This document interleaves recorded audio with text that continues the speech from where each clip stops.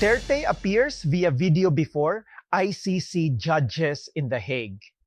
Former Philippine President Rodrigo Duterte appeared remotely before the International Criminal Court, ICC, in The Hague on Friday, following his recent arrest in Manila on murder charges tied to his administration's controversial war on drugs.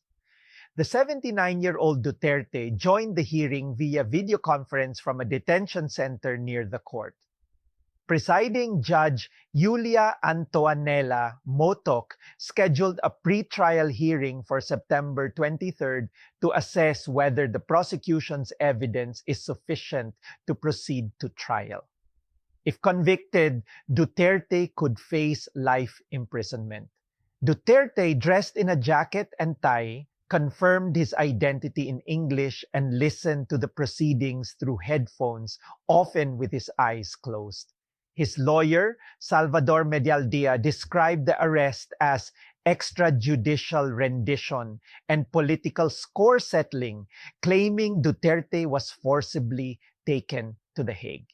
The judge stated that Duterte, recently off a long flight, was permitted to appear remotely and was declared mentally fit by a court doctor. Duterte is the first former Asian leader to be detained by the ICC, facing charges of crimes against humanity. His supporters argue that the court lacks jurisdiction. Human rights groups estimate that between 6,000 and 30,000 people died during Duterte's anti-drug campaign, while police report over 6,000 deaths. Outside the court, Duterte's daughter, Philippine Vice President Sara Duterte, met with supporters. She expressed hopes to visit her father and to request a change in the hearing schedule. Duterte was arrested in Manila on Tuesday after returning from Hong Kong.